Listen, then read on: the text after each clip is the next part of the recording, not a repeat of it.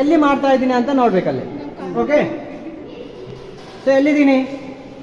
ಮೇಲಿದ್ದೀರಿ, ಅಲ್ಲಿ ಮಿರರ್ ಅಲ್ಲಿ ನೋಡಿ. ಮೇಲೆ ಇದೀನಾ?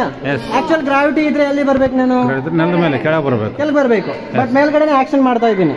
ನಾನು ಏನು ಹಾಕೊಂಡಿಲ್ಲ, ಸ್ಪೇಸ್ ಸೂಟ್ ಏನು ಇಲ್ಲ. ಬಟ್ ಅಲ್ಲಿ ಹಾಕಿ ಆ ಗಾಲಿಯಲ್ಲಿ ಇದ್ದೀನಿ. ಒಂದೇ ಕಾಲಿಂದ ಮಾಡ್ತಾರಲ್ಲ ಅದು ಒಂದೇ ಕಾಲ, ಜಸ್ಟ್ ಇಲ್ಲಿ ಮಾಡ್ತಾ ಇರೋದು ರಿಫ್ಲೆಕ್ಷನ್. ಸೊ ಮಿರರ್ಸ್ 90 ಡಿಗ್ರೀಸ್ ಅಲ್ಲಿ ಇಟ್ಟಿದ್ದೀವಿ. ಸೊ ಒಂದ್ ಮಿರರ್ ಈ ಕಡೆ ಇದೆ, ಇನ್ನೊಂದು ಮಿರರ್ ಆ ಕಡೆ ಇದೆ. ಸೊ ಅವಾಗ ನಾನು ಅರ್ಧ ಭಾಗ ಮಾತ್ರ ನಾನು ಜಸ್ಟ್ ಈ ಮಿರರ್ಗೆ ತೋರಿಸ್ತಾ ಇದ್ದೀನಿ, ಇನ್ನೊಂದು ಅರ್ಧ ಭಾಗ ಅದೇನ್ ಮಾಡ್ತಾ ಇದೆ, ಕ್ರಿಯೇಟ್ ಆಗ್ತಾ ಇದೆ. ಸೊ ಈ ತರ ಜಸ್ಟ್ ಒಂದು ಆಂಟಿ ಗ್ರಾವಿಟಿ ಅಂದ್ರೆ ಏನು ಅನ್ನೋದನ್ನ ಜಸ್ಟ್ ಇಲ್ಲಿ ಇಮ್ಯಾಜಿನೇಷನ್ ತೋರಿಸಬಹುದು ಅವ್ರಿಗೆ ಅಷ್ಟೇ.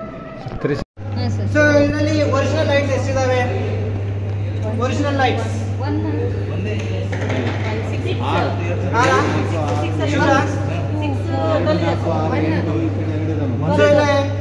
12 ಲೈಟ್ಸ್ ಇದಾವೆ. 2 ಲೇಯರ್ಸ್ ಇದೆ ಅಲ್ವಾ? 2 ಲೇಯರ್ಸ್ ಒರಿಜಿನಲ್ ಲೈಟ್ಸ್. ಬಟ್ ನಿಮ್ಗೆ ರಿಮೈನಿಂಗ್ ಎಲ್ಲ ಇರೋದು ಇಮೇಜಸ್. ಸೊ ಇಲ್ಲಿ ಏನ್ ಮಾಡಿದೀವಿ ಅಂದ್ರೆ 2 ಪ್ಲೇನ್ ಮಿರರ್ಸ್ ಈ ತರ ಇಟ್ಟಿದ್ದೀವಿ, ಅಂದ್ರೆ ಆಪೋಸಿಟ್ ಅಲ್ಲಿ ಇಟ್ಟಿದ್ದೀವಿ, 2 opposites. So 2 plane mirrors opposite ಇಲ್ಲ ಈ ತರ ಇದ್ರೆ ಇದ್ರ ಮಧ್ಯದಲ್ಲಿ ಈ ಮೆಟೀರಿಯಲ್ ಡಿಫ್ರೆನ್ಸ್ ಅದಾಗಲ್ಲ. ಸೊ ಇವಾಗ ಇದನ್ನ ಬಿಟ್ರೆ 2 ಒಂದೇ ಸತಿ ಬಿಡ್ತೀವಿ.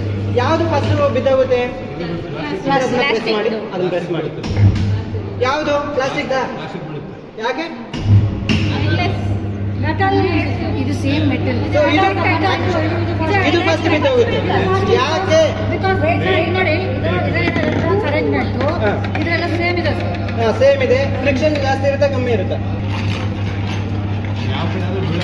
ಓಹೋ, ಓಕೆ, ಅದು ಕರೆಕ್ಟ್ ಆಗಿ ಬಿಡಬೇಕು. ಅದು ಕರೆಕ್ಟ್ ಆಗಿ ಬಿಡಿ.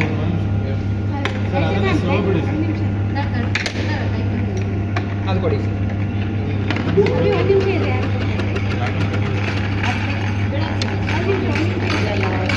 ಬಿಡು.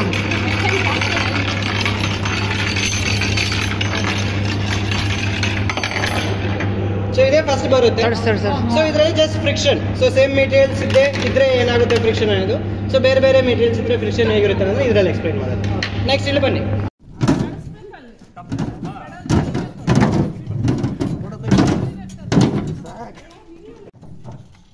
Right.